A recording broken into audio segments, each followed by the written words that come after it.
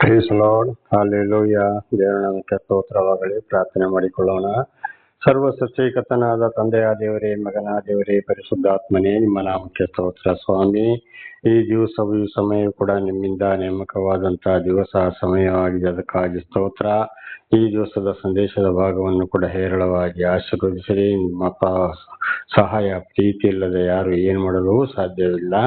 ನಿಮ್ಮೆಲ್ಲ ಉಪಕರಣಗಳಿಗಾಗಿ ಕೃತಜ್ಞತಾ ವಂದನೆಗಳು. ಪವಿತ್ರಾತ್ಮರ ಮೂಲಕ ಸಹಾಯ ಮಾಡುವುದಕ್ಕಾಗಿ ಸ್ತೋತ್ರ. ಯೇಸುವಿನ ನಾಮದಲ್ಲಿ ಪ್ರಾರ್ಥಿಸಿದ್ದೇನೆ, ನಮ್ಮ ತಂದೆ, ಆಮೇನ್. ಇದನ್ನು ಕೇಳುತ್ತಿರುವ ನನ್ನ ಸಹೋದರ ಸಹೋದರಿ, ನಿಮಗೂ ನನ್ನ ಹೃದಯಪೂರ್ವಕವಾದಂತಹ ನಮಸ್ಕಾರಗಳು. ಈ ದಿವಸವೂ ಕೂಡ ನಿಮ್ಮನ್ನು, ನಿಮ್ಮ ಮಕ್ಕಳನ್ನು ಎಲ್ಲಾ ರೀತಿಯಲ್ಲಿ ದೇವರು ಹೋದಲ್ಲಿ ಬಂದಲ್ಲಿ ಹೇರಳವಾಗಿ ಆಶೀರ್ವದಿಸಲೆಂದು ಪ್ರತಿ ದಿವಸ ಬೆಳಗಿನ ಪ್ರಾರ್ಥನೆಯಲ್ಲಿ ಪ್ರಾರ್ಥಿಸುವನಾಗಿದ್ದೇನೆ. ಹಾಗೂ ಇವತ್ತು ವಾರದ ಕೊನೆಯ ದಿವಸ, ಸಬ್ಬತ್ತು ದಿವಸ, ನಾವು ನಮ್ಮ ಪಾಪಗಳಿಗಾಗಿ ಪಶ್ಚಾತ್ತಾಪ ಪಡುವಂತ ದಿವಸವಾಗಿದೆ. ದೇವರ ನಾಮಕ್ಕೆ ಸ್ತೋತ್ರವಾಗಲಿ. ಈ ದಿವಸದ ಸಂದೇಶದ ಭಾಗವು ಕೂಡ ಯೋಬನು 41ನೇ ಅಧ್ಯಾಯ 1ರಿಂದ. ಯೋಬನು 41ನೇ ಅಧ್ಯಾಯ 1ರಿಂದ. ದೇವರ ನಾಮಕ್ಕೆ ಸ್ತೋತ್ರವಾಗಲಿ. ನೀನು ಮೊಸಳೆಯನ್ನು ಗಾಳದಿಂದ ಎಳೆದು ಹುರಿಯಿಂದ ಅದರ ನಾಲಿಗೆಯನ್ನು ಅದಮಿ ಬಿಗಿವಿಯೋ. ದೇವರ ನಾಮಕ್ಕೆ ಸ್ತೋತ್ರವಾಗಲಿ. ಈಗ ನೋಡಿ, ನೀರನ್ನು ಸರ್ವವನ್ನ ಸೃಷ್ಟಿ ಮಾಡಿದ್ದು ಕೂಡ ಆದಿಕಾಂಡದಲ್ಲಿ ನಾವು 1ನೇ ಅಧ್ಯಾಯದಲ್ಲಿ ಬೈಬಲಲ್ಲಿ ನೋಡುವಾಗ ಸರ್ವವನ್ನ ಸೃಷ್ಟಿ ಮಾಡಿದ್ದು ದೇವರಾಗಿದ್ದಾರೆ. ಅದು ನೀರಿನಲ್ಲಿ ಮೊಸಳೆಗೆ ಬಹಳ ಒಂದು ಶಕ್ತಿ. ಸಾಧಾರಣ ಮೀನಿನ ಶಕ್ತಿ ನಮಗೆ ಹಿಡಿದು ನಿಲ್ಲಿಸಕ್ಕಾಗೋದಿಲ್ಲ, ಅದರ ಪೆಟ್ಟು ತಡ್ಕೊಳಕ್ಕಾಗೋದಿಲ್ಲ. ಮೊಸಳೆಗೆ ಬಹಳ ಒಂದು ದೊಡ್ಡ ಶಕ್ತಿ. ಉದಾಹರಣೆಗೆ, ಒಂದು ಮೊಸಳೆ ನೀರೊಳಗಿದ್ರೆ ದನಗಳು ಈಜಿಕೊಂಡೆಲ್ಲ ಹೋಗುವಾಗ ಅದನ್ನೇ ಹಿಡಿದು ಮುಳುಗಿಸಿ ಬಿಡ್ತದೆ, ಕೊಂದು ಅಲ್ಲೇ ಮಾಂಸ ಮಾಡಿ ತಿಂದು ಬಿಡ್ತದೆ. ಅಂದ್ರೆ ಅಷ್ಟು ಶಕ್ತಿ. ಅದನ್ನು ಗಾಳದಿಂದ ಎಳೆದು ಹುರಿಯಿಂದ ಅದರ ನಾಲಿಗೆಯನ್ನು ಅದಮಿ ಬಿಗಿವಿಯೋ. ಈಗ ಗಾಳವನ್ನ, ಮೀನನ್ನು ಏನ್ ಮಾಡ್ತಾರೆ, ಗಾಳ ಹಾಕಿ ಅನೇಕರು ಮೀನು ಹಿಡಿತಾರೆ. ಅದು ನಿನ್ನಿಂದ ಸಾಧ್ಯ ಇದೆಯೋ? ಖಂಡಿತವಾಗಿ ಸಾಧ್ಯ ಇಲ್ಲ. ಅದಕ್ಕೆ ಶಕ್ತಿ ಕೊಟ್ಟವರು ಯಾರು? ನಾನೇ ಆಗಿದ್ದೇನೆ ಅಂತ ಅದರ ಅರ್ಥ. ಅದು ಕೂಡ ನಾನೇ, ಮನುಷ್ಯರಿಂದ ಸಾಧ್ಯವಿಲ್ಲ, ನಿನ್ನಿಂದಲೂ ಸಾಧ್ಯವಿಲ್ಲ ಅಂದ್ರೆ ಅದು ಕೂಡ ನಾನೇ, ನೀನು ಕೊರಗಬೇಡ ಅಂತ ಅದರ ಅರ್ಥವಾಗಿದೆ. ಎಲ್ಲವೂ ನನ್ನಿಂದಲೇ ಅಂತ ಅದರ ಅರ್ಥ. ದೇವರ ನಾಮಕ್ಕೆ ಸ್ತೋತ್ರ. ಅದರ ನಾಲಿಗೆಯನ್ನು ಅದಮಿ ಬಿಗಿವಿಯೋ. ನೋಡಿ, ಆಗ್ಲೇ ಹೇಳಿದ ಹಾಗೆ ಅದಕ್ಕೆ ಬಹಳ ಒಂದು ಶಕ್ತಿ. ಮೊಸಳೆಗೆ ಖಂಡಿತವಾಗಿ ಅಂತ ಪ್ರಾಣಿಗಳನ್ನೇ, ದನಗಳನ್ನೇ ಅದು ಬಿಡುವುದಿಲ್ಲ. ಇನ್ನು ಮನುಷ್ಯರನ್ನ ಬಿಡ್ತದೆ. ಅದು ಕೂಡ ಯಾರಿಂದ ಬಂತು? ದೇವರಿಂದಲೇ ಆಯಿತು. ಆಗ ಇವತ್ತು ನಮ್ಮ ಇಂತಹ ಕಷ್ಟ, ಸಂಕಟ, ದುಃಖಗಳಿಂದ ಬಿಡುಗಡೆ ಮಾಡಲಿಕ್ಕೆ ಯಾರಿಗೆ ಸಾಧ್ಯ? ದೇವರಿಂದಲೇ. ಪ್ರತಿಯೊಂದು ಆಗುವುದು ಹೋಗುವುದೆಲ್ಲ ದೇವರಿಂದಲೇ ಅಂತೇಳಿ, ನನ್ನಿಂದಲೇ ಅಂತ ದೇವರು ಯೋಬನಿಗೆ ತಿಳಿಸ್ತಾ ಇದ್ದಾರೆ. 2, ಅದರ ಮೂಗಿಗೆ ಅದನ್ನು ಪೋಣಿಸುವಿಯೋ, ದವಡೆಗೆ ಮುಳ್ಳನ್ನು ಚುಚ್ಚುವಿಯೋ. ದೇವರ ಸ್ತೋತ್ರ. ಅದರ ಮೂಗಿಗೆ, ಇವತ್ತು ಮನುಷ್ಯರ ಮೂಗಿಗೆ, ಸ್ತ್ರೀಯರಿಗೆ ಮೂಗುತಿ ಹಾಕ್ತಾರೆ, ಹಾಗೆ ಅದರ ಮೂಗಿಗೆ ನೀನು ಹಾಕ್ಲಿಕ್ಕೆ ಆಗ್ತದ? ಇಲ್ಲ. ದವಡೆಗೆ ಮುಳ್ಳನ್ನು ಚುಚ್ಚುತ್ತೀಯ, ಅದರ ದವಡೆಗೆ ನೀನು ಮುಳ್ಳು ಚುಚ್ಚಕ್ ಆಗ್ತದ? ಹೋದ್ರೆ ನಿನ್ನನ್ನು ಬಿಡ್ತದ? ಅದು ಬಿಡುವುದಿಲ್ಲ. ಆಗ ಅದನ್ನು ಸೃಷ್ಟಿ ಮಾಡಿ ಅಷ್ಟು ಶಕ್ತಿ ಕೊಟ್ಟು ಅದನ್ನು ನೀರಲ್ಲಿ ಇಟ್ಟಿದ್ಯಾರು? ನಾನೇ. ಹಾಗೆ ನಿನ್ನನ್ನು ಕೂಡ ಸಾಕಿ ಸಲಹುತ್ತರು, ನಿನಗೆ ರಕ್ಷಣೆ ಕೊಡೋದು ಕೂಡ ನಾನೇ ಅಂತೇಳಿ, ನನ್ನಿಂದಲೇ ಅಂತೇಳಿ ದೇವರು ಯೋಬನಿಗೆ ಬಿರುಗಾಳಿಯೊಳಗಿಂದ ಹೇಳಿದ್ದಾರೆ. ಆ ಮಾತು ಆಗಿದ್ದು ನಮ್ಮ ಜೀವಿತಕ್ಕೂ ಕೂಡ ಪ್ರತಿ ಒಂದು ಬರುವುದು ದೇವರಿಂದಲೇ. ಆಗ ಮುಖ್ಯ ಏನಪ್ಪಾ ಅಂದ್ರೆ, ದೇವರು ನಮ್ಮನ್ನು ನಡೆಸಿದಾಗ ನಾವು ಹೋಗ್ತಾ ಇರಬೇಕು. ಯಾರನ್ನು ಹೇಗೆ ನಡೆಸ್ತಾರೆ, ಯಾವ ಟೈಮಲ್ಲಿ ಅಂತ, ಅದು ದೇವರ ಚಿತ್ತವಾಗಿದೆ. ಅದಕ್ಕೆ ನಾವು ಒಳಗಾಗಬೇಕು. ದೇವರ ನಾಮಕ್ಕೆ ಸ್ತೋತ್ರವಾಗಲಿ. ಹಲ್ಲೆಲೂಯ.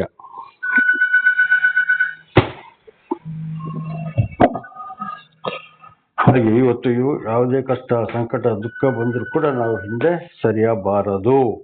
ಹಾಗೆ ಯೋಬನಿಗೂ ಕೂಡ ಇದು ಅರಿಯಾದ ಕಾಲದಲ್ಲಿ ಏನ್ ಮಾಡ್ದ, ಆದ್ರೂ ಪವಿತ್ರ ಆತ್ಮ ಯೋಬನನ್ನು ನಡೆಸ್ತಾ ಬಂದ್ರು. ಹಾಗೆ ಅಂತ ಟೈಮಲ್ಲಿ ನಮ್ಮ ಬಾಯಲ್ಲಿ ಕೂಡ ಬರುವಂತ ಒಂದು ಮಾತುಗಳು, ಸಾಕ್ಷಿಗಳೆಲ್ಲ ದೇವರಿಂದಲೇ ಆಗಿದೆ. ಎಲ್ಲವೂ ನಾನೇ ಅಂತೇಳಿ ದೇವರು ತಿಳಿಸುವಂತದ್ದು. 3ನೇ ವಚನ, ಅದು ನಿನಗೆ ಬಹಳವಾಗಿ ವಿಜ್ಞಾಪಿಸುವುದೋ, ನಿನ್ನ ಸಂಗಡ ಸವಿ ಮಾತಾಡಿತೆ. ಈಗ ಮೊಸಳೆ ನೋಡಿ, ಮನುಷ್ಯರ ಹತ್ರ ಮಾತಾಡ್ತದ? ಇಲ್ಲ. ಯಾವುದೇ ಮಾತಿದೆಯಾ ಅದಕ್ಕೆ? ಇಲ್ಲ. ವಿಜ್ಞಾಪಿಸ್ತದ? ಇಲ್ಲ. ಯಾವುದೇ ಕಾರಣಕ್ಕೂ ಮಾತಾಡೋದಿಲ್ಲ. ಅದರ ಕೆಲಸ ಅದು. ಅದಕ್ಕೆ ಬೇಕಾದ ಆಹಾರವನ್ನ ದೇವರು ಕೊಟ್ಟಿದ್ದಾರೆ. ಹಾಗೆ ಮನುಷ್ಯರಿಗೂ ಕೂಡ ಏನ್ ಮಾಡ್ತಾರೆ, ಕೆಲವರು ಮಾತಾಡೋದಿಲ್ಲ, ಕೆಲವರು ಅವರವರ ಕೆಲಸವನ್ನ ಅವರವರು ಮಾತಾಡ್ಕೊಂಡು ಹೋಗ್ತಾರೆ. ಇನ್ನೊಬ್ರ ಹತ್ರ ಸವಿ ಮಾತಾಡುವಂತದ್ದು ಕೂಡ ಇಲ್ಲ, ದೇವರಿಂದ ಆದುಕೊಂಡವರು. ಹಾಗೆ ಕೆಲವರು ಕೂಡ ಅದೇ ರೀತಿ ಇವತ್ತು ದೇವರೇ ನಡೆಸುವವರಾಗಿದ್ದಾರೆ. ಅದಕ್ಕೆ ಯೇಸುಸ್ವಾಮಿ ಕೂಡ ಹೊಸ ಒಡಂಬಡಿಕೆಯಲ್ಲಿ 72 ಮಂದಿ ಶಿಷ್ಯರಿಗೆ ಒಂದು ಮಾತನ್ನ ಹೇಳಿದ್ರು. ನೀವು ಒಂದು ಊರಿಂದ ಒಂದು ಊರಿಗೆ ಸುವಾರ್ತೆಗಾಗಿ ಹೋಗುವಾಗ ಯಾರಿಗೂ ಹಾದಿ ಬೀದಿಯಲ್ಲಿ ನಮಸ್ಕಾರ ಮಾಡಿಕೊಳ್ಳಬೇಡಿ, ಕಷ್ಟ ಸಂಕಟ ದುಃಖಗಳನ್ನ ಮಾತನಾಡಿಕೊಳ್ಳಬೇಡಿ ಅಂತೇಳಿ ನಿಮ್ಮಪ್ಪ ಎಲ್ಲಿಗೆ ಹೋಗ್ಬೇಕು ಅಲ್ಲಿಗೆ ಹೋಗಿ ಅಂತ. ಅದೇ ರೀತಿಯಲ್ಲಿ ಯೋಬನಿಗೆ ಕೂಡ ಮೊಸಳೆಯ ಒಂದು ವಿಚಾರದಲ್ಲಿ ದೇವರು ತಿಳಿಸ್ತಾ ಇದ್ದಾರೆ. ಅದು ನಿನ್ನ ಹತ್ರ ಸರಿ ಮಾತಾಡುವುದಿಲ್ಲ, ವಿಜ್ಞಾಪಿಸುವುದಿಲ್ಲ, ಅದು ಅದರ ಕೆಲಸ ಅಂತ. ಹಾಗೆ ಇವತ್ತು ನಾವು ನಮಗೆ ಕೊಟ್ಟಂತ ಕೆಲಸವನ್ನು ಕೂಡ ಯಾವುದೇ ಕಷ್ಟ ಸಂಕಟ ದುಃಖ ಬಂದರೂ ನಮ್ಮ ಮುಖಾಂತರ ದೇವರು ಮಾಡಿಸ್ತಾರೆ ಆ ಕೆಲಸವನ್ನ ಅಂತ ಇದರ ಅರ್ಥವಾಗಿದೆ. ಒಬ್ಬರು ಇವತ್ತು ಸತ್ಯ ಸುವಾರ್ತೆಯನ್ನು ಸಾರುವುದು ಕೂಡ ದೇವರಿಂದಲೇ, ಒಳ್ಳೆ ಕೆಲಸ ಮಾಡಿಸೋದು ದೇವರಿಂದಲೇ, ಒಳ್ಳೆ ದಾನ ಧರ್ಮವನ್ನು ಮಾಡಿಸೋದು ದೇವರಿಂದಲೇ, ಒಬ್ಬರ ಮೇಲೆ ಒಬ್ಬರಿಗೆ ಕರುಣೆ ಬರಬೇಕಾದ್ರೆ ಸಹಾಯ ಮಾಡಬೇಕಾದ್ರೂ ದೇವರಿಂದಲೇ. ಹಾಗೆ ದೇವರಿಂದ ಬಂದಂಥವ್ರು ಅವ್ರು ಏನ್ ಮಾಡ್ತಾರೆ, ಪರಿಶುದ್ಧವಾಗಿ ಶಾಂತಿ ಸಮಾಧಾನದಿಂದ ದೇವರು ಮೆಚ್ಚುವಂತ ಕಾರ್ಯವನ್ನ ಮಾಡ್ತಾ ಹೋಗ್ತಾರೆ. ಪ್ರತಿಯೊಂದು ಬರುವುದು ದೇವರಿಂದಲೇ ಅಂತ, ನನ್ನಿಂದಲೇ ಅಂತ ಯೋಬನಿಗೆ ಈ ಅರ್ಥದಲ್ಲಿ ದೇವರದನ್ನ ಮಾತಾಡಿದ್ದಾರೆ. ಇದು ನಮ್ಮ ಜೀವಿತಕ್ಕೂ ಕೂಡ. 6ನೇ ವಚನ, ಅದನ್ನು ನೀನು ಸದಾ ಆಳಾಗಿ ಸೇರಿಸಿಕೊಳ್ಳುವಂತೆ ನಿನ್ನೊಂದಿಗೆ ಒಪ್ಪಂದ ಮಾಡಿಕೊಳ್ಳುವುದೋ ಇಲ್ಲ. ಅದನ್ನು ಈಗ ಉದಾಹರಣೆಗೆ ಮೀನುಗಳನ್ನು ಬಾಕಿ ಇಂಥದನ್ನೆಲ್ಲೋ ನೀರೊಳಗಿಂದ ಹಿಡಿಬಹುದು, ಮಾಡಬಹುದು, ಪಶು ಪ್ರಾಣಿಗಳನ್ನ ವಶಕ್ಕೆ ತೆಗೆದುಕೊಳ್ಳಬಹುದು. ಆದರೆ ಅದು ಆಳುಗಳನ್ನಾಗಿ ಅಂದ್ರೆ ಉದಾಹರಣೆಗೆ ಆನೆಗಳನ್ನು ಹಿಡಿದು ಕೆಡ್ಡಕ್ಕೆ ಬೀಳಿಸಿ ಅದನ್ನು ಪಳಗಿಸಿ ಇವತ್ತು ಕೆಲಸಕ್ಕೆ ಏನ್ ಮಾಡ್ತಾರೆ, ಜನಗಳು ಅದನ್ನ ಸರ್ಕಾರದವರು ಅದನ್ನ ವಶಪಡಿಸಿಕೊಳ್ತಾರೆ ಜನಗಳ ಮುಖಾಂತರ. ಹಾಗೆ ಅಂತ ಆನೆಯನ್ನೇ ಪಳಗಿಸೋದಾದ್ರೆ ಮೊಸಳೆ ನಿನಗೆ ಪಳಗಿಸಲಿಕ್ಕೆ ಸಾಧ್ಯ ಆಗ್ತದೆ, ಆಳನ್ನಾಗಿ ಮಾಡ್ಕೊಳಕ್ ಆಗ್ತದೋ ಇಲ್ಲ. ಅದನ್ನು ಅದು ಅದರ ಪಾಡಿಗೆ ಅದಿರಬೇಕು, ನಿನ್ನ ಪಾಡಿಗೆ ನೀನು ಇರಬೇಕು ಅಂತ. ಹಾಗೆ ಯಾವ್ದು ಬೇಕೋ ಹೇಗೆ ನಡೆಸೋದು ದೇವರಾಗಿದ್ದಾರೆ ಅಂತ ಅದರ ಅರ್ಥ. ದೇವರ ನಾಮಕ್ಕೆ ಸ್ತೋತ್ರ. 5, ಅದನ್ನು ಪಕ್ಷಿಯಂತೆ ಆಡಿಸುವಿಯೋ, ನಿನ್ನ ಹುಡುಗಿಯರ ವಿನೋದಕ್ಕಾಗಿ ಅದನ್ನು ಕಟ್ಟುವಿಯೋ. ಅದನ್ನು ಪಕ್ಷಿಯಂತೆ ಆಡಿಸುವಿಯೋ. ಈಗ ಉದಾಹರಣೆ ಕೆಲವರು ಪಾರಿವಾಳಗಳನ್ನ ಸಾಕ್ತಾರೆ, ಆಮೇಲೆ ಗಿಳಿಗಳನ್ನ ಸಾಕ್ತಾರೆ, ಇನ್ನು ಕೆಲವರು ಕೋಳಿಗಳು ಕೂಡ ಪಕ್ಷಿಗಳಿಗೆ ಸಂಬಂಧವು. ಹಾಗೆ ಅದನ್ನು ಮನುಷ್ಯರಿಗೆ ಬೇಕಾದಾಗೆ ಆಡಿಸ್ತಾರೆ, ನೋಡ್ತಾರೆ, ಅದ್ರ ಜೊತೆಲಿ ಆಟ ಆಡ್ತಾರೆ, ಎಲ್ಲ ಮಾಡ್ತಾರೆ. ಹಾಗೆ ಖಂಡಿತವಾಗಿ ಅದನ್ನು ಆಡಿಸ್ಲಿಕ್ಕೆ ಆಗ್ತದಾ? ಇಲ್ಲ, ಅದು ಅದರ ಕೆಲಸ. ಅದಕ್ಕೆ ಶಕ್ತಿ ಸಾಮರ್ಥ್ಯ ಕೊಟ್ಟಿದ್ಯಾರು? ದೇವರು. ಹಾಗೆ ಕೆಲವೊಂದು ಮನುಷ್ಯರಿಗೂ ಕೂಡ ಶಕ್ತಿ ಸಾಮರ್ಥ್ಯ ಜ್ಞಾನ ಕೊಡೋದು ದೇವರಾಗಿದ್ದಾರೆ. ನಿನ್ನ ಹುಡುಗಿಯರ ವಿನೋದಕ್ಕಾಗಿ ಅದನ್ನು ಕಟ್ಟುವಿಯಾ. ಕೆಲವರು ಏನ್ ಮಾಡ್ತಾರೆ, ಮಕ್ಕಳಿಗಾಗಿ ವಿಶೇಷವಾಗಿ ಹುಡುಗಿಯರು ಅಂದ ಚಂದ ಅಲಂಕಾರದಲ್ಲಿ ಇರುವುದು ಜಾಸ್ತಿ ಮೊದಲಿನ ಕಾಲದಲ್ಲಿ, ಈಗಲೂ. ಅದಕ್ಕಾಗಿ ನೀನು ಮೊಸಳೆಯನ್ನು ಹಿಡಿದು ಕಟ್ಟಿ ಅದರಲ್ಲಿ ಅದನ್ನ ಆಟ ಆಡಿಸ್ತೀಯ? ಖಂಡಿತವಾಗಿ ಸಾಧ್ಯ ಇಲ್ಲ. ಅದು ಕೂಡ ದೇವರಿಂದಲೇ ಬಂದಂಥದ್ದು. ಹಾಗೆ ಅದು ಯಾರ್ಯಾರನ್ನೋ ಯಾವ ಪ್ರಾಣಿಗಳನ್ನ ಹೇಗೆ ಆಡಿಸ್ಬೇಕು, ಹೇಗೆ ಇಡಬೇಕು ಅಂತೇಳಿ ಪ್ರತಿಯೊಂದು ದೇವರ ಕಾರ್ಯ. ಹಾಗೆ ನಮ್ಮ ಜೀವಿತದಲ್ಲಿ ಕೂಡ ಬರುವಂಥದ್ದು. ದೇವರು ನಮಗೆ ದರ್ಶನ ಕೊಡಕ್ಕೆ ಮೊದಲು ಕೊಟ್ಟ ಮೇಲೆ ಯಾರನ್ನು ಹೇಗೆ ಆರಿಸಿಕೊಳ್ಬೇಕು, ಯಾಕಾಗಿ ಆರಿಸಿಕೊಳ್ಬೇಕು, ಅವರ ಮುಖಾಂತರ ಏನು ಕೆಲಸ ಮಾಡಿಸಿಕೊಳ್ಬೇಕು ಅಂತೇಳಿ ಖಂಡಿತವಾಗಿ ಪ್ರತಿ ಒಂದು ವಿಷಯಗಳು ಬರುವುದು ದೇವರಿಂದಲೇ. ಆ ಕೆಲಸದ ಮೂಲಕ, ಮಾತಿನ ಮೂಲಕ, ನಡೆ ನುಡಿ ಕ್ರಿಯೆಗಳ ಮೂಲಕ ಇವರು ದೇವರಿಂದ ಆಯ್ಕೆಯಾಗಿದ್ದಾರೆ ಅಂತ ಕಂಡು ಹಿಡಿದುಕೊಳ್ಳಬೇಕು. ದೇವರ ನಾಮಕ್ಕೆ ಸ್ತೋತ್ರಗಳು. ಇದು ನಮ್ಮ ಜೀವಿತಕ್ಕೆ ಬಹಳ ಮುಖ್ಯವಾದಂತ ವಿಷಯಗಳಾಗಿವೆ.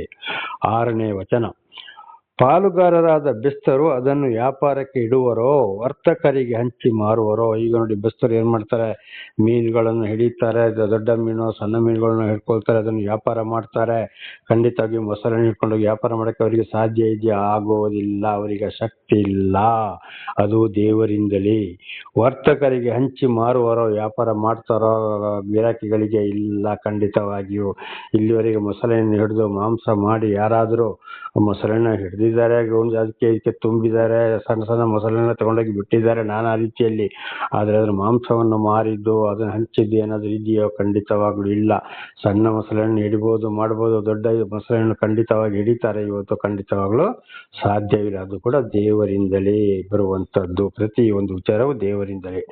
7ನೇ ವಚನ, ಅದರ ಚರ್ಮವನ್ನೆಲ್ಲ ಕೊಂಡಿಗಳಿಂದಲೂ ತಲೆಯನ್ನೆಲ್ಲ ಮೀನಿನ ಈಟಿಗಳಿಂದ ಚುಚ್ಚಬಳ್ಳಿಯಾ. ಅದರ ಚರ್ಮ, ಈಗ ನೋಡಿ ಉದಾಹರಣೆಗೆ ಒಂದು ದನ ಆಗ್ಲಿ, ಕೋಣ ಆಗ್ಲಿ, ಎಮ್ಮೆ ಆಗ್ಲಿ, ಮೇಕೆ ಆಗ್ಲಿ, ಕುರಿ ಆಗ್ಲಿ, ಇದು ಮತ್ತೆ ಕಾಡು ಜಿಂಕೆಗಳಾಗ್ಲಿ, ತಿನ್ನುವಂತ ವಸ್ತುಗಳನ್ನೆಲ್ಲ ಚರ್ಮವನ್ನ ತಿನ್ನೋರು ಏನ್ ಮಾಡ್ತಾರೆ, ಸುಲಿತಾರೆ. ಮೊಸಳೆ ಚರ್ಮವನ್ನು ಸುಡ್ಲಿಕ್ಕೆ ಸಾಧ್ಯ ಆಗ್ತದಾ? ಇಲ್ಲ. ತಲೆಯನ್ನೆಲ್ಲ ಮೀನಿನ ಈಟಿಗಳಿಂದ ಚುಚ್ಚಬಲ್ಲೆಯೋ. ಇವರು ದೊಡ್ಡ ದೊಡ್ಡ ಮೀನುಗಳು ಈಟಿಗಳಿಂದ ಚುಚ್ಚುತ್ತಾರೆ, ಕತ್ತಿ ತಗೊಂಡು ಕಡಿತಾರೆ, ಕೊರಳು ತಗೊಂಡು ಕಡಿತಾರೆ, ಈ ರೀತಿ ಎಲ್ಲ ಮಾಡ್ತಾರೆ. ಆದರೆ ಖಂಡಿತವಾಗಿ ಅದನ್ನು ಸಾಧ್ಯವಿದೆ. ಯಾಕೆಂದ್ರೆ ಅದರ ಚರ್ಮ, ತಲೆ ಅಷ್ಟು ಗಟ್ಟಿಯಾಗಿದೆ, ಅಷ್ಟು ಶಕ್ತಿ ಇದೆ. ಅದು ಕೂಡ ಯಾರಿಂದ? ದೇವರಿಂದಲೇ. ಹಾಗೆ ಪ್ರತಿ ಒಂದು ಪ್ರಾಣಿ, ಪಕ್ಷಿ, ಮನುಷ್ಯರಿಗೆ ಬರುವುದು ದೇವರಿಂದಲೇ ಅಂತ ದೇವರು ತಿಳಿಯಪಡಿಸ್ತಾ ಇದ್ದಾರೆ. 8, ಅದರ ಮೇಲೆ ಕೈ ಹಾಕಿ ನೋಡು, ಆ ಜಗಳವನ್ನು ನೆನೆಸಿಕೊಂಡರೆ ನೀನು ಮತ್ತೆ ಅದನ್ನು ಮುಟ್ಟುವುದೇ ಇಲ್ಲ. ಅದರ ಮೇಲೆ ಕೈ ಹಾಕಿ ನೋಡು, ಅದರ ಜಗಳ ಅಂದ್ರೆ ಏನ್ ಮಾಡ್ತದೆ, ಅದು ಯಾವ ರೀತಿಯಲ್ಲಿ ಹೊಡೆದು ಬೀಳಿಸ್ತದೆ, ತಿಂತದೆ, ನಾಶ ಮಾಡ್ತದೆ ಅಂತ ಗೊತ್ತಿಲ್ಲ.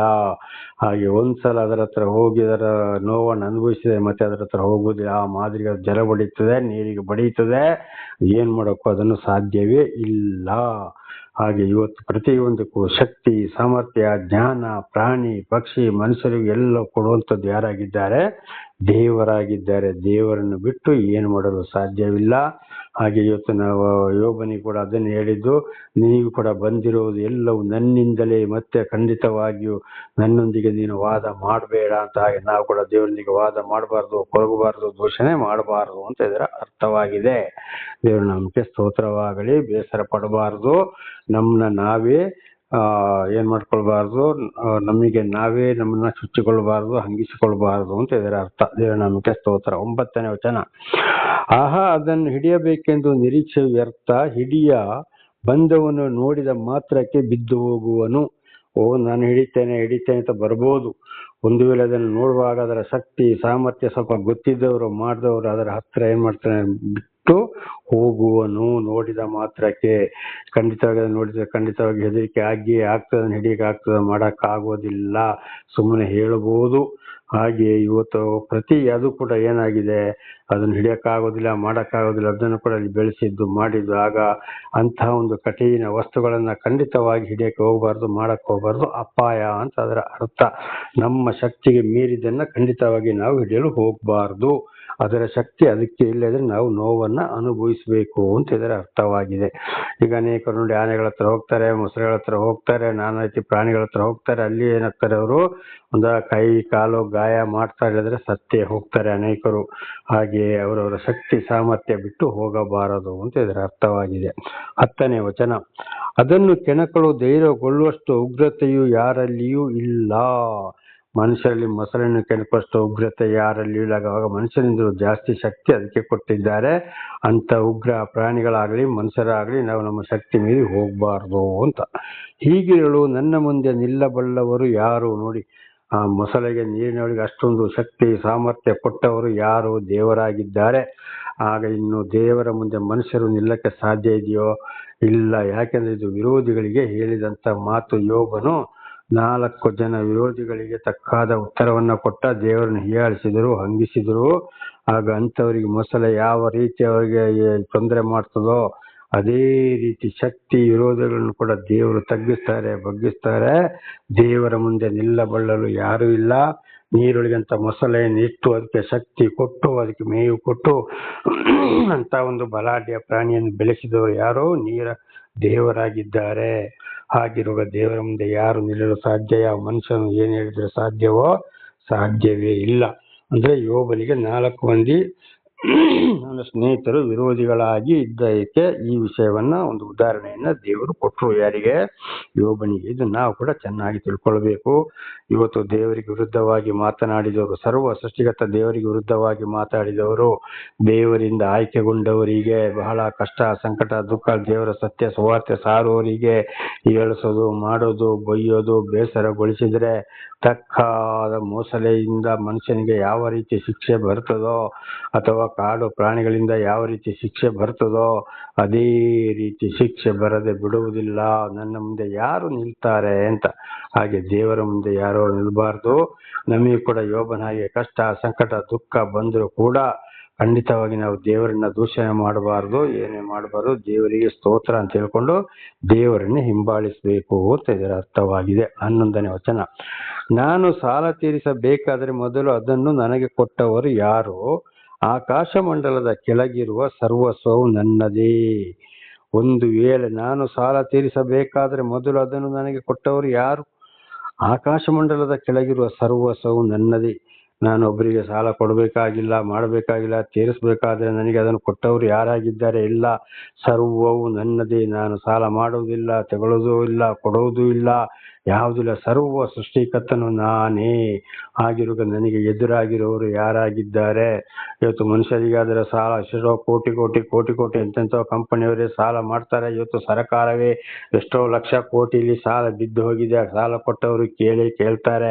ಆದರೆ ದೇವರು ಸರ್ವವನ್ನ ಸೃಷ್ಟಿ ಮಾಡಿದ್ದು ಎಲ್ಲವೂ ದೇವರದ್ದೇ. ದೇವರಿಗೆ ನಾವು ಕೊಡಲಿಕ್ಕೂ ಆಗೋದಿಲ್ಲ, ತೆಗೆದುಕೊಳ್ಳಲು ಆಗುವುದಿಲ್ಲ. ಅನೇಕರು ಹೇಳ್ತಾರೆ, ನಾನು ದೇವರಿಗೆ ದುಡ್ಡು ಕೊಟ್ಟೆ, ದೇವರಿಗೆ ಅದು ಕೊಟ್ಟೆ, ದೇವರಿಗೆ ಆನೆ ಕೊಟ್ಟೆ, ದೇವರಿಗೆ ಕಾರು ಕೊಟ್ಟೆ, ದೇವರಿಗೆ ಆ ಪ್ರಾಣಿ ಕೊಟ್ಟೆ, ದೇವರಿಗೆ ಈ ಪ್ರಾಣಿ ಕೊಟ್ಟೆ, ಇಷ್ಟು ದುಡ್ಡು ಭಂಡಾರಕ್ಕೆ ಹಾಕಿದೆ ಅಂತೇಳಿ. ಖಂಡಿತವಾಗಿ ದೇವರಿಗೆ ದುಡ್ಡು ಗಿಡ್ಡು ಬೇಕಾ? ಸಾಲ ಮಾಡ್ತಾರ ಸಾಧ್ಯ? ಸರ್ವ ಸೃಷ್ಟಿಕರ್ತನಾದ ಎಲ್ಲವೂ ಯಾರದ್ದಾಗಿದೆ? ದೇವರದ್ದಾಗಿದೆ. ಆಗ ನಾನು ದೇವರಿಗೆ ಕೊಟ್ಟಂತಲ್ಲ, ದೇವರು ಯಾರ್ಯಾರಿಗೆ ನಾವು ದೇವರಿಗೆ ಕೊಟ್ಟಂತ ಹೇಳುವಂತ ಮಾತು ಬಹಳ ತಪ್ಪು. ದೇವರು ಯಾರ್ಯಾರಿಗೆ, ಅನಾಥರಿಗೆ, ಅನಾಥ ಮಕ್ಕಳಿಗೆ, ಬಹಳ ಕಷ್ಟ ಸಂಕಟ ದುಃಖದಲ್ಲಿ ಇರುವವರಿಗೆ, ಮತ್ತೆ 25ನೇ ಅಧ್ಯಾಯ 35ರಿಂದ 40ರವರೆಗೆ ಓದುವಾಗ ಅಲ್ಲಿ ಗೊತ್ತಾಗ್ತದೆ. ಅಂಥವರಿಗೆ ದೇವರು ನಮಗೆ ಕೊಡಕ್ಕೆ ಹೇಳುವುದು, ಅದನ್ನು ನಾವು ಕೊಡುವಂಥದ್ದು. ದೇವರ ನಾಮಕ್ಕೆ ಸ್ತೋತ್ರವಾಗಲಿ. ದೇವರಿಗೆ ಯಾರು ಕೊಡಕ್ಕೂ ಆಗೋದಿಲ್ಲ, ಯಾವುದಿಲ್ಲ. ದೇವರನ್ನು ಸಾಲಗಾರನು ಅಲ್ಲ.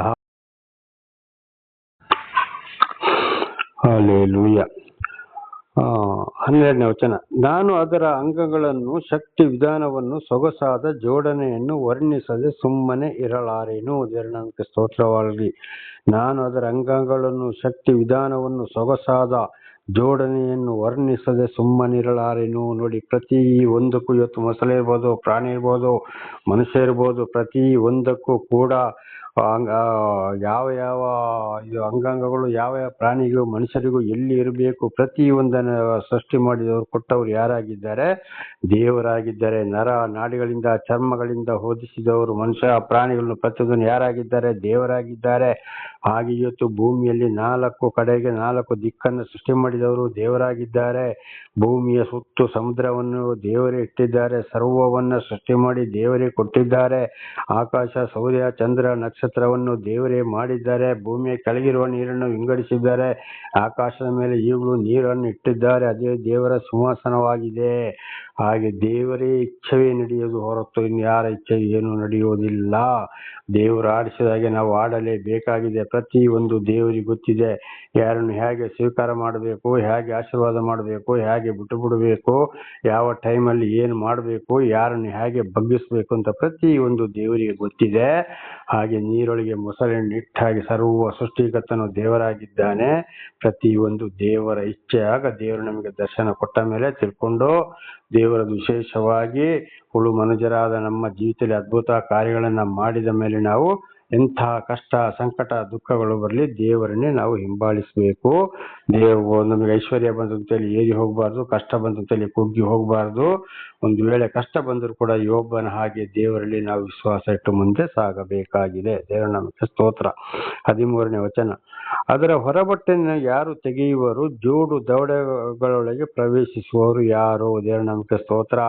ಅದರ ಹೊರಬಟ್ಟೆ ಅಂದ್ರೆ ಉದಾಹರಣೆಗೆ ಮೊಸಳೆ ಅದರ ಹೊರಗೆ ಚರ್ಮವನ್ನು ಯಾರು ತೆಗಿಲಿಕ್ಕೆ ಸಾಧ್ಯವಾಗ್ತದ? ಜೋಡು ದವಡೆಗಳೊಳಗೆ ಪ್ರವೇಶಿಸುವವರು ಯಾರು?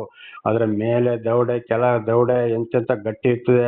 ಅದರ ಹಲ್ಲು ಮಾತ್ರ ನಾನು ಅದು ಕಣ್ಣಾರೆ ನೇರವಾಗಿ ಕಾಣಲಿಲ್ಲ. ನಾನು ಇವತ್ತು ಟಿವಿಗಳಲ್ಲಿ ಮೊಬೈಲ್ಗಳಲ್ಲಿ ಮಾತ್ರ ನಾನು ಅದನ್ನು ನೋಡಿದ್ದೇನೆ. ನೋಡುವಾಗಲೇ ಮೈ ಜುಮ್ ಅಂತ ಹೇಳ್ತದೆ. ಅದರ ದವಡೆಗೆ ಸಿಕ್ಕಿ ಹಾಕೊಂಡ್ರೆ ಖಂಡಿತವಾಗಿ ಸಿಕ್ಕಿ ಹಾಕೊಳ್ಳೋಕೆ ಸಾಧ್ಯ ಇದೆಯೋ? ಕಬ್ಬಿಣದ ಈಟಿಗಿಂತಲೂ ಬಲವಾದ ಒಂದು ಶಕ್ತಿ ಅದಕ್ಕೆ ಇದೆ. ಅದೇ ರೀತಿ ಅದು ಕಾಣ್ತಾ ಇದೆ. ಅದನ್ನು ತಪ್ಪಿಸಿಕೊಳ್ಳಲು ಸಾಧ್ಯ ಇದೆಯಾ? ಇಲ್ಲ. ಹಾಗಿರುವಾಗ ಸರ್ವ ಸೃಷ್ಟಿಕರ್ತನಾದಂಥ ದೇವರ ಕೋಪಕ್ಕೆ ಗುರಿಯಾದರೆ ತಪ್ಪಿಸಿಕೊಳ್ಳಲು ಸಾಧ್ಯವೇ? ಅವರಿಗೆ ವಿರುದ್ಧವಾಗಿ ಮಾತನಾಡಿದರೆ ಯಾವುದೇ ಕಾರಣಕ್ಕೂ ನಾವು ತಪ್ಪಿತಸ್ಥರಾದರೆ ಸಹಿಸಿಕೊಳ್ಳಕ್ಕೆ ಸಾಧ್ಯ ಇದೆಯೋ? ಆದರೆ ದೇವರು ಶಾಂತಿ ಸಮಾಧಾನದ ಪ್ರಭುವಾಗಿದ್ದಾರೆ. ತಿಳಿಸ್ತಾರೆ. ಬಹಳ ಅವ್ರಿಗೆ ಸಮಯದ ಮಿತಿ ಕೂಡ ಇದೆ. ಅಲ್ಲಿವರೆಗೆ ಯಾರ ಮುಖಾಂತರ ತಿಳಿಸ್ತಾರೆ. ಒಂದು ವೇಳೆ ಮಾತು ಕೇಳದೆ ಹೋದರೆ ಎತ್ತಿದ ಕೈ ಇಳಿಯದು ಎಂಬುದಾಗಿ ದೇವರೊಂದು ವಾಕ್ಯ ಹೇಳ್ತದೆ. ಕಡೆಗೆ ಬಹಳ ಶಿಕ್ಷೆಯನ್ನು ಅನುಭವಿಸಲೇಬೇಕಾಗ್ತದೆ. ಹಾಗೆ ಇವತ್ತು ಮೊಸಳೆ ಹಳ್ಳೊಳಗೆ ಸಿಕ್ಕಾಕೊಂಡ್ರೆ ಆಗ್ಲೇ ಹೇಳಿದಾಗೆ ನೀರೊಳಗೆ ದನಗಳು ಈಜಾಡ್ತಾ ಹೋದಾಗ ಅಲ್ಲಿ ಹಿಡಿತದೆ, ಒದರಾಡ್ತದೆ, ಅಂತ ದನವನ್ನು ಕೊಂದು ಮುಗಿಸಿ ಬಿಡ್ತದೆ. ಇನ್ನು ಮನುಷ್ಯರನ್ನು ಬಿಡೋದಿಲ್ಲ. ಆಗ ಶಕ್ತಿ ಕೊಟ್ಟವರು ದೇವರು. ಈಗಾಗಲೇ ಹೇಳಿದಾಗೆ ಸರ್ವ ಸೃಷ್ಟಿ ದೇವರದ್ದು, ಪ್ರತಿ ಒಂದು ದೇವರದ್ದು. ಇದು ಯೆಶಾಯ 9ನೇ ಅಧ್ಯಾಯ 6ನೇ ವಚನದಲ್ಲಿ ಓದುವಾಗ, ಸರ್ವ ಸೃಷ್ಟಿಕರ್ತನು, ಸೇನಾಧೀಶ್ವರನು, ಪರಾಕ್ರಮಶಾಲಿಯು, ಸಮಾಧಾನದ ಪ್ರಭುವು, ನಿತ್ಯಾನಂದ ತಂದೆಯು, ಅದ್ಭುತ ಸ್ವರೂಪನು, ಆಲೋಚನೆ ಕರ್ತನು, ವಿಮೋಚನ ಕಾಂಡದಲ್ಲಿ ನೋಡುವಾಗ ಆರೋಗ್ಯದಾಯಕನು, ಪ್ರತಿ ಒಂದು ದೇವರಿಂದಲೇ. ಧರ್ಮೋಪದೇಶಕಾಂಡದಲ್ಲಿ ನೋಡುವಾಗ ಗಾಯ ಮಾಡುವವನು, ಕಟ್ಟವನು, ಅದನ್ನು ಮೆದುವಾಗಿಸುವವನು, ಕೊಲ್ಲವನು ಕೂಡ ನಾನೇ ಅಂತೇಳಿ ದೇವರು ಹೇಳಿದ್ದಾರೆ. ಆದ್ರಿಂದ ದೇವರ ದರ್ಶನವಾದ ಮೇಲೆ ಬಹಳ ಎಚ್ಚರವಾಗಿರಬೇಕು. ದೇವರ ನಾಮಕ್ಕೆ ಸ್ತೋತ್ರವಾಗಲಿ. ಇತರ ಯೋಬನ 4 ಮಂದಿ ವಿರೋಧಿಗಳಾಗಿ ಯಾರು ಆಗಬಾರದು. ಆದರೆ ಒಂದು ವೇಳೆ ದೇವರ ಕೈಯಿಂದ ತಪ್ಪಿಸಿಕೊಳ್ಳಲು ಸಾಧ್ಯವೇ ಇಲ್ಲ. ದೇವರ ನಾಮಕ್ಕೆ ಸ್ತೋತ್ರವಾಗಲಿ. 14ನೇ ವಚನ, ಮುಖದ ಕದಗಳನ್ನು ಯಾರು ತೆರೆದರೂ ಭಯವು ಅದರ ಹಲ್ಲುಗಳನ್ನು ಆವರಿಸಿಕೊಂಡಿವೆ. ಮುಖದ ಕದಗಳನ್ನು ಯಾರು ತೆರೆದರೂ ಅದರ ಬಾಯಿ ಬಿಡಿಸ್ಲಿಕ್ಕೆ ಆಗ್ತದ? ಇದು ಮೊಸಳೆದು ಆಗೋದಿಲ್ಲ. ಭಯವು ಅದರ ಹಲ್ಲುಗಳನ್ನು ಆವರಿಸಿಕೊಂಡಿವೆ. ದೇವರ ಸ್ತೋತ್ರ. ಅದ್ರ ಹಲ್ಲು ನೋಡುವಾಗಲೇ ಏನಾಗ್ತದೆ? ಮನುಷ್ಯನಿಗೆ ಭಯವಾಗ್ತದೆ. ಈಗಾಗಲೇ ನಾವು ತಿಳ್ಕೊಂಡ ಹಾಗೆ ಮುಖವನ್ನು ಬಿಡಿಸ್ಲಿಕ್ಕೆ ಆಗ್ತದ? ಉದಾಹರಣೆಗೆ ನಾವು ಸಾಕಿದ ಒಂದು ಸಾಕು ಪ್ರಾಣಿ ಆಗ್ಲಿ, ಅಂದ್ರೆ ಬಾಯಿ ಬಿಡ್ಸಕ್ ಆಗ್ತದ? ಆಗೋದಿಲ್ಲ. ಗಟ್ಟಿಯಾಗಿ ಹಲ್ಲು ಕಚ್ಚಿ ನಿಂತುಕೊಳ್ತದೆ. ಹಾಗೆ ಮೊಸಗಳ ಮುಖವನ್ನು ಕೂಡ ಯಾರು ತೆಗಿಲಿಕ್ಕೆ ಆಗೋದಿಲ್ಲ. ಆ ಹಲ್ಲು ನೋಡುವಾಗಲೇ ನಮಗೆ ಭಯ ಉಂಟಾಗ್ತದೆ. ಆಗ ಅಂತ ಒಂದು ಶಕ್ತಿ ಅದಕ್ಕೆ ಯಾರು ಕೊಟ್ಟರು? ದೇವರೇ ಕೊಟ್ಟಿದ್ದಾರೆ. 15, ಗುರಾಣಿಗಳ ಸಾಲುಗಳು ಅದರ ಹೆಚ್ಚಳಕ್ಕೆ ಆಸ್ಪದವಾಗಿವೆ, ಅವು ಬಿಗಿದು ಮುದ್ರಿಸಲ್ಪಟ್ಟಿವೆ. ಗುರಾಣಿಗಳ ಸಾವು ಅಂದ್ರೆ ಯುದ್ಧಕ್ಕೆ ಇವತ್ತು ಮೊದಲ ಕಾಲದಲ್ಲಿ ಈಟಿ ಹಿಡ್ಕೊಂಡು ಕಬ್ಬಿಣದ ಗುರಾಣಿಗಳನ್ನ ಹಿಡ್ಕೊಂಡು ಹೋಗಿವಿ ಅಂದ್ರೆ ಒಬ್ಬರನ್ನು ಕೊಲ್ಲುವುದಕ್ಕೆ, ಮಾಡುವುದಕ್ಕೆ. ಅದಕ್ಕಿಂತಲೂ ಹೆಚ್ಚಿನ ಒಂದು ಶಕ್ತಿ ಇವತ್ತು ದೇವರು ಮೊಸಳೆಗೆ ಕೊಟ್ಟಿದ್ದಾರೆ. ಅವು ಬಿಗಿದು ಮುದ್ರಿಸಲ್ಪಟ್ಟಿವೆ. ಒಂದಕ್ಕೊಂದು ಜೋಡಣೆಯಾಗಿ ಸಂಪೂರ್ಣವಾಗಿ ಏನಾಗಿದೆ? ಅಲ್ಲಿ ಮುದ್ರಿಸಲ್ಪಟ್ಟಿದೆ. ಅದನ್ನು ಸೋಲಿಸ್ಲಿಕ್ಕೆ ಯಾವ ಮನುಷ್ಯನಿಗೂ ಸಾಧ್ಯವಿಲ್ಲ, ಯಾವುದನ್ನ? ಮೊಸಳೆಯನ್ನ. ಹಾಗೆ ಇವತ್ತು ಅದಕ್ಕೆ ಆಗ ದೇವರು ಅದನ್ನ ಸೃಷ್ಟಿ ಮಾಡಿ ಅದಕ್ಕೆ ಅಂತ ಒಂದು ಶಕ್ತಿಯನ್ನು ಕೊಟ್ಟಂತ ದೇವರು ಎಂಥ ಬಲಾಢ್ಯರಾಗಿರ್ಬೋದು. ಇನ್ನು ಮನುಷ್ಯರಿಗೆ ಅಂತ ಹಾಗೆ ಆಗ ಮನುಷ್ಯರು ದೇವರಿಗೆ ವಿರುದ್ಧವಾದ್ರೆ ತಪ್ಪಿಸ್ಕೊಳ್ಳಕ್ಕೆ ಸಾಧ್ಯವಾಗ್ತದೋ? ಉದಾಹರಣೆಗೆ ಸೂರ್ಯನಿಗೆ ಎಂತ ಒಂದು ಶಕ್ತಿ, ಪ್ರಕಾಶವನ್ನ ಕೊಟ್ಟು ಆಕಾಶದ ಕೆಳಗಡೆ ಇಟ್ಟಿದ್ದಾರೆ. ಬೇಸಿಗೆ ಗಾಳದಲ್ಲಿ ಅದರ ಒಂದು ಬಿಸಿಯನ್ನೇ ನಮಗೆ ಭೂಲೋಕದಲ್ಲಿ ತಡ್ಕೊಳಕ್ ಆಗೋದಿಲ್ಲ, ಎಷ್ಟೋ ಕಿಲೋಮೀಟರ್ ದೂರದಲ್ಲಿ. ಆಗ ಸೂರ್ಯನನ್ನು ಸೃಷ್ಟಿ ಮಾಡಿದಂತ ದೇವರಿಗೆ ಆ ದೇವರು ಎಷ್ಟು ಬಿಸಿ ಇರ್ಬೋದು? ಅವರು ಪ್ರೀತಿಯಿಂದ ನಮ್ಮನ್ನು ನಡೆಸ್ತಾ ಇರುವಾಗ ಒಂದು ವೇಳೆ ನಾವು ವಿರೋಧವಾಗಿ ಹೋದ್ರೆ ಖಂಡಿತವಾಗಿ ತಪ್ಪಿಸಿಕೊಳ್ಳಲು ಸಾಧ್ಯವಿದೆಯೇ? ತಪ್ಪಿಸಿಕೊಳ್ಳಲು ಸಾಧ್ಯವಿಲ್ಲ. ಆ ಒಂದು ಉದಾಹರಣೆಯನ್ನು ಇಲ್ಲಿ ಕೊಟ್ಟಿದ್ದಾರೆ. ಪ್ರತಿ ಒಂದು ಬರುವುದು ನನ್ನಿಂದಲೇ ಅಂತ ಯೋಬನಿಗೆ ಬಿರುಗಾಳಿಯೊಳಗಿಂದ ಮಾತನಾಡಿದ್ದಾರೆ. ಹಾಗೆ ಇವತ್ತು ನಮಗೆ ದೇವರು ಆರಿಸಿಕೊಂಡಂತ ಒಂದೊಂದು ಜನಾಂಗದವರಿಗೆ ಒಂದೊಂದು ರೀತಿಯಲ್ಲಿ ಗ್ರಂಥಗಳ ಮೂಲಕ ಇವತ್ತು ನಮಗೆ ತಿಳಿಯಪಡಿಸ್ತಾ ಇದ್ದಾರೆ. ಉದಾಹರಣೆಗೆ ಬೈಬಲು, ವೇದಗಳು, ಮಹಾಭಾರತ, ಭಗವದ್ಗೀತೆ, ಕುರಾನ, 18 ಪುರಾಣಗಳು, ಇದರ ಮೂಲಕ ಎಲ್ಲ ದೇವರು ಒಂದೊಂದು ರೀತಿಯಲ್ಲಿ ನಮಗೆ ತಿಳಿಯಪಡಿಸ್ತಾ ಇದ್ದಾರೆ ಪ್ರೀತಿಯಲ್ಲಿ.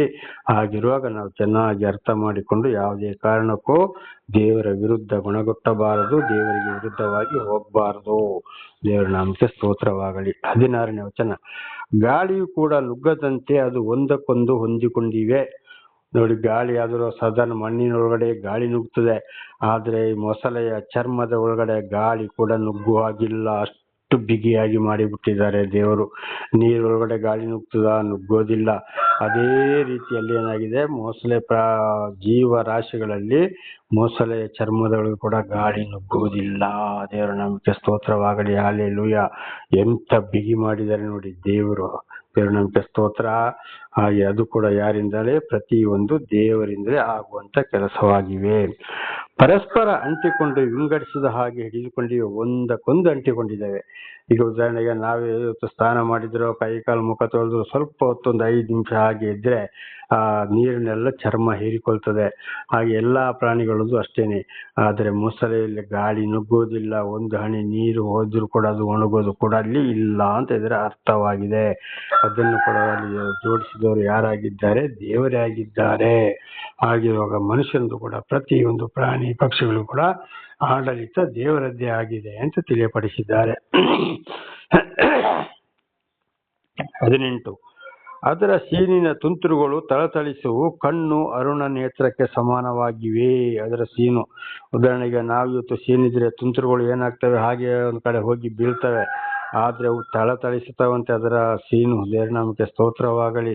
ಅಂದ್ರೆ ಆ ರೀತಿಯಲ್ಲಿ ಒಂದು ಪವರ್ ಇರ್ತದೆ, ಅದಕ್ಕೊಂದು ಶಕ್ತಿ ಇರ್ತದೆ. ಕಣ್ಣು ಅರುಣ ನೇತ್ರಕ್ಕೆ ಸಮಾನವಾಗಿದೆ. ಅರುಣ ನೇತ್ರಕ್ಕೆ ಅಂದ್ರೆ ಅಷ್ಟು ಒಂದು ಫಳಫಳ ಅಂತೇಳಿ ಹೊಳೆಯುವಂತ ಕಣ್ಣಾಗಿದೆ ಯಾರದು, ಮೊಸಳೆದ್ದು. ಆಗ ಅದಕ್ಕೆ ಆ ರೀತಿ ಕೂಡ ಅದನ್ನು ಕೊಟ್ಟವರು ಇಟ್ಟವರು ಯಾರು, ದೇವರಾಗಿದ್ದಾರೆ. 19 ಬಾಯೊಳಗಿಂದ ಕೊಳ್ಳಿಗಳು ಹೊರಡುವು, ಬೆಂಕಿ ಕಿಡಿಗಳು ಹಾರು. ದೇವರ ನಾಮಕ್ಕೆ ಸ್ತೋತ್ರವಾಗಲಿ. ಹಲ್ಲೆಲೂಯಾ.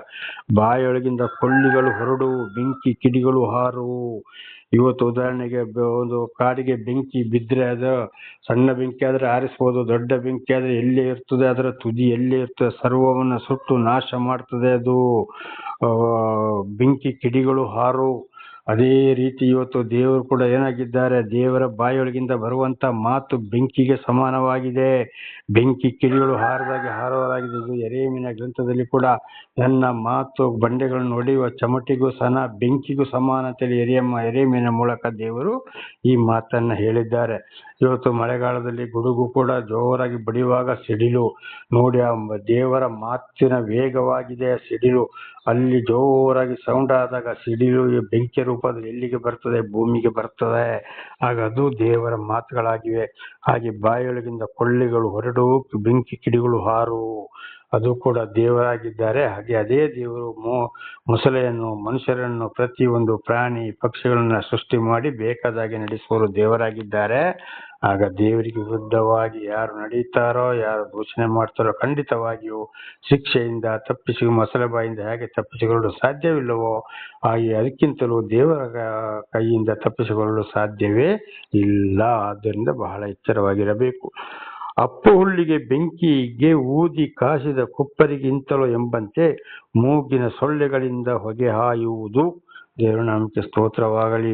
ಈ ಹೊಗೆ ನೋಡಿ, ಹೊಗೆ ಉದಾಹರಣೆಗೆ ದೇವರ ಮೂಗಿನ ಸೊಳ್ಳೆಗಳಿಂದ ಹೊಗೆ ಹಾಯುವುದು. ಹುಲ್ಲಿಗೆ ಜೋರಾಗಿ ಬೆಂಕಿ ಬಿದ್ದಾಗ ಯಾವ ರೀತಿ ಹೊಗೆ ಏರ್ತದೋ ಅದೇ ರೀತಿ ದೇವರ ಮೂಗಿನಿಂದಲೂ ಕೂಡ ಹೊಗೆ ಬರುವಂತದ್ದು. ಸರ್ವವನ್ನ ಸೃಷ್ಟಿ ಮಾಡಿದ ದೇವರೇ ಆಗಿದ್ದಾರೆ. ಹೊಗೆಯಿಂದಲೂ ಕೂಡ ಸರ್ವವನ್ನ ನಾಶ ಮಾಡುವವರಾಗಿದ್ದಾರೆ. ಉದಾಹರಣೆಗೆ ಇವತ್ತು ನಾವು ಜೀವಿಸ್ತಾ ಇರೋದು ಗಾಳಿಯಿಂದ. ಅಂದ್ರೆ ನಾವು ಉಸಿರಾಡುವ ಗಾಳಿ, ಈ ಲೋಕದಲ್ಲಿ ತಿರುಗಾಡುವ ಗಾಳಿ ದೇವರ ಜೀವಶ್ವಾಸವಾಗಿದೆ ಅಂತೇಳಿ ಯೋಬನು ಹಿಂದೆ ಇದನ್ನು ಹೇಳಿದ್ದಾನೆ. ಇದನ್ನು ಕೂಡ ನಾವು ಓದಿಕೊಂಡಿದ್ದೇವೆ. ಆದಿಕಾಂಡ 2ನೇ ಅಧ್ಯಾಯ 7ನೇ ವಚನದಲ್ಲಿ ಕೂಡ ನೋಡುವಾಗ ಆದಿಮಾನವನಾದ ಆದಾಮನನ್ನು ಸೃಷ್ಟಿ ಮಾಡಿ, ಮಣ್ಣಿನಿಂದ ಸೃಷ್ಟಿ ಮಾಡಿ, ಮೂಗಿನ ಮೂಲಕ ದೇವರು ಜೀವಶ್ವಾಸವನ್ನು ಊದಿದಾಗ ಬದುಕಿದನು. ಹಾಗೆ ಇವತ್ತು ನಾವು ಮೂಗಲ್ಲಿ ಉಸಿರಾಡುವುದರಿಂದ ನಾವು ಬದುಕ್ತಾ ಇದ್ದೇವೆ. ಆಗ ಈ ಗಾಳಿಯಲ್ಲಿ ದೇವರ ಜೀವದ ಶಕ್ತಿ ಇದೆ. ಯೋಬನು ಹೇಳಿದ ಪ್ರಕಾರ ಅದು ನಮ್ಮ ಶರೀರದ ಒಳಗೆ ಹೋಗೋದು ಬರೋದ್ರಿಂದ ನಾವು ಜೀವಿಸ್ತೇವೆ. ಪ್ರತಿಯೊಂದು ಪ್ರಾಣಿ ಪಕ್ಷಿಗಳು, ವ್ಯವಸಾಯಗಳು, ಗಿಡ ಮರಗಳು ಗಾಳಿ ಇಲ್ಲದೆ ಬದುಕಲು ಸಾಧ್ಯವಿದೆಯೋ? ಸಾಧ್ಯವಿಲ್ಲ. ದೇವರ ನಮಗೆ ಸ್ತೋತ್ರವಾಗಲಿ. ಹಾಗೆ ಅದೇ ದೇವರಿಂದ ಕೂಡ ಅಲ್ಲಿ ಏನಾಗ್ತದೆ, ದೊಡ್ಡ ಒಂದು ಹುಲ್ಲು ರಾಶಿಗೆ ಬೆಂಕಿ ಬಿದ್ದಾಗ ಆ ಹೊಗೆ ಯಾವ ರೀತಿ ಬರ್ತದೋ ಅದೇ ರೀತಿ ದೇವರ ಮೂಗಿನೊಳಗಿಂದ ಹೊಗೆ ಕೂಡ ದಾಟಬಹುದು. ಈಗ ಉದಾಹರಣೆಗೆ ಯುದ್ಧ ಕಾಲದಲ್ಲಿ ಪಟ್ಟಣಗಳಿಗೆ ಬಾಂಬ್ ಬೀಳ್ತವೆ, ಅಲ್ಲಿ ಯಾವ ರೀತಿ ಹೊಗೆ ಎದ್ದು ಬರ್ತದೆ ಅದೇ ರೀತಿ ಏನಾಗ್ತದೆ ಇವತ್ತು ಪ್ರತಿಯೊಂದು ದೇವರ ಮೂಗಿನೊಳಗಿನಂತ ಹೊಗೆಯು ಕೂಡ ಬರುವಂತ ಒಂದು ಅವಕಾಶವಿದೆ. ಅಂದರೆ ಅಂತ ಹೊಗೆಯು ಕೂಡ ಸರ್ವವನ್ನು ನಾಶ ಮಾಡುವುದು ಕೂಡ ಆಗಿದೆ. ಯಾವ ರೀತಿ ಮಿಂಚು ಬೆಂಕಿ ನಾಶ ಮಾಡ್ತದೋ ಅದೇ ರೀತಿ ನಮಗೆ ಸ್ತೋತ್ರ. ಹಾಗೆ ದೇವರಿಗೆ ವಿರುದ್ಧವಾದದ್ದು ಯಾವುದು ಇಲ್ಲ ಅಂತ ಇದರ ಅರ್ಥ. 21 ಅದರ ಉಸಿರೇ ಇದ್ದಲನ್ನು ಹೊತ್ತಿಸುವುದು, ಜ್ವಾಲೆಯು ಬಾಯಿಂದ ಏಳುವುದು. ನೋಡಿ, ಇವತ್ತು ಉದ್ದಿಲು ಕಬ್ಬಿಣ ಕೆಲಸ ಮಾಡೋರು ಏನ್ ಮಾಡ್ತಾರೆ, ಕಮ್ಮರು ಅವರು ಇದ್ದಿಲನ್ನು ಉರಿಸಲೇಬೇಕು. ಇದ್ದಿಲನ್ನು ಉರಿಸಬೇಕಾದ್ರೆ ಅದಕ್ಕೆ ಏನ್ ಬೇಕು, ಅಲ್ಲಿ ಗಾಳಿ ಬೇಕು. ಆ ಗಾಳಿ ಇಲ್ಲದೆ ಖಂಡಿತವಾಗಿ ಇವತ್ತು ಇದ್ದಿಲು ಉರಿಯುತ್ತದೋ? ಉರಿಯೋದಿಲ್ಲ. ಇವತ್ತು ಬೆಳ್ಳಿ ಬಂಗಾರವನ್ನು ಪ್ರತಿಯೊಂದನ್ನು ಮಾಡೋರು ಕೂಡ ಅಲ್ಲಿ ಇದ್ದಿಲು ಬೇಕೇ ಬೇಕು. ಉದಾಹರಣೆಗೆ ಕಬ್ಬಿಣ ಕೆಲಸ ಮಾಡೋರಿಗೆ, ಕಮ್ಮರಿಗೆ, ಅದಕ್ಕೆ ಗಾಳಿ ಇಲ್ಲದೆ ಖಂಡಿತವಾಗಿಯೂ ಅದು ಅಲ್ಲಿ ಉರಿಸ್ಲಿಕ್ಕೆ ಆಗ್ತದೋ? ಆಗುವುದೇ ಇಲ್ಲ.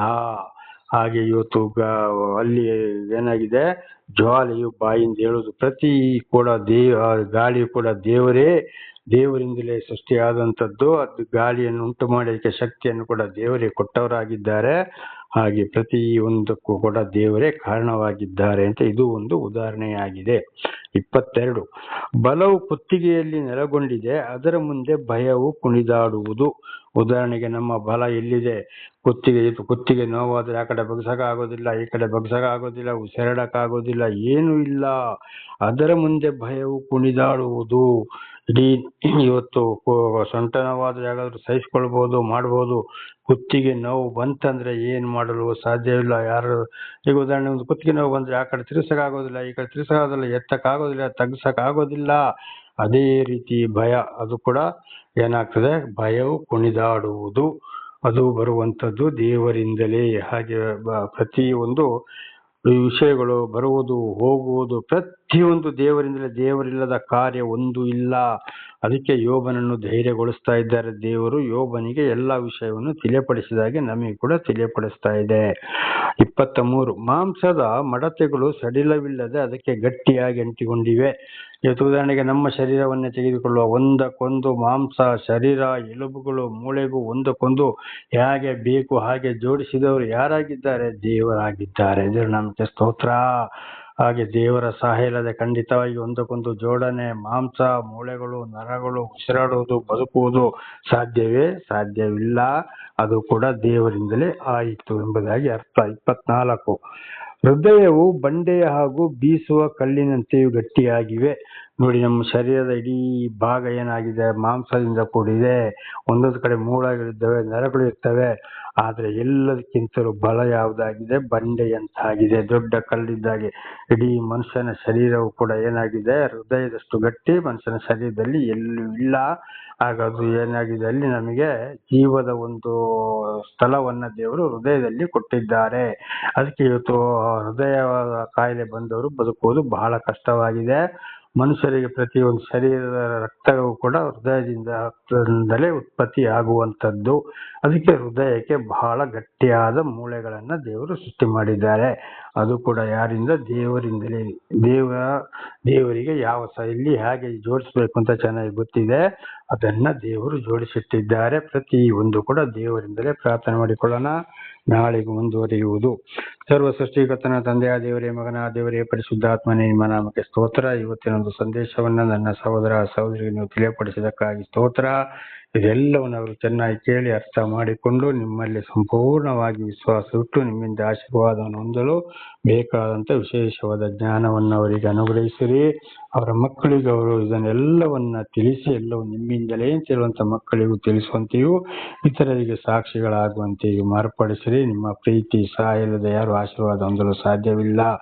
ಯೇಸುವಿನ ನಾಮದಲ್ಲಿ ಪ್ರಾರ್ಥಿಸಿದ್ದೇನೆ ನಮ್ಮ ತಂದೆ, ಆಮೇನ್. ಇದನ್ನ ಕೇಳುತ್ತಿರುವ ನನ್ನ ಸಹೋದರ ಸಹೋದರಿ, ನಿಮಗೂ ನನ್ನ ತುಂಬ ಹೃದಯದ ಧನ್ಯವಾದಗಳು. ದೇವರು ನಿಮ್ಮನ್ನು ಕೂಡ ಎಲ್ಲಾ ವಿಷಯಗಳನ್ನು ಚೆನ್ನಾಗಿ ಕೇಳಿ ಅರ್ಥ ಮಾಡಿಕೊಂಡು ಜೀವಿಸಿ ಆಶೀರ್ವಾದ ಹೊಂದಿಕೊಳ್ಳುವಂತೆ ದೇವರ ಕರುಣೆ ಪ್ರೀತಿ ಯಾವಾಗಲೂ ನಿಮ್ಮೊಂದಿಗಿರಲಿ. ಆಮೇನ್.